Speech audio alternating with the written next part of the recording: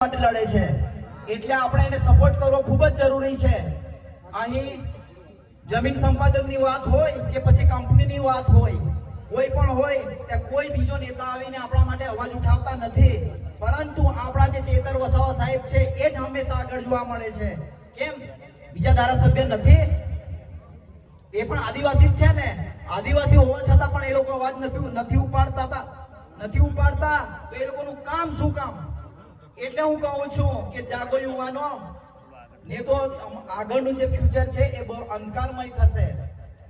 વાત કરીએ ત્યારે આપણો જે નર્મદા ડેમ બનેલો છે એમાં આપણી જમીનો ગઈ છે, એમાં બીજાની જમીનો નથી ગઈ, તો એ છતાં આપણે વિસ્તારમાં કેટલી ફેસિલિટી મળે છે, કેટલી સુવિધાઓ મળે છે આપ જાણો છો ને।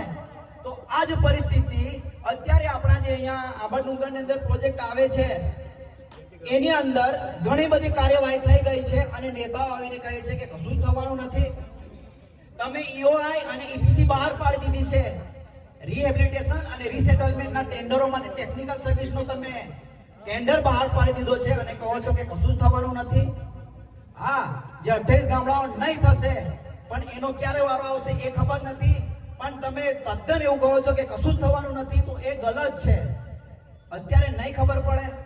તમે ઓનલાઈન વેબસાઇટ ચેક કરશો ને તો બી એમાં ઘણી બધી માહિતી આપી દીધી છે અને મોટી જાહેર સભાઓ કરીને કહો છો કે કશું જ થવાનું નથી। આપણને આદિવાસી છે એટલે એ લોકો એવું સમજે છે કે આ લોકોને કશું જ ખબર નહીં પડે, એવું નથી।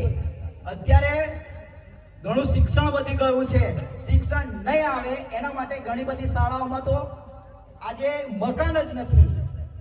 એટલે હું કહું છું કે ચેતર વસાવા વારંવાર કહેતા હોય છે કે એક માંડો ઓછો ખાજા પણ પોયરાન પોતા પોયરાન ભણાવજા। એમની વાતોને આજે તમારે ખરેખર ધ્યાનમાં લેવી જોઈએ। જો તમારી પાસે શિક્ષણ હશે ને તો જ તમે કંઈ કરી શકશો, બાકી તમારું કશું જ થવા નહીં દે, તમને ખબર નહીં પડશે, આ જ રીતે તમારી સાથે વર્તન કરવામાં આવશે।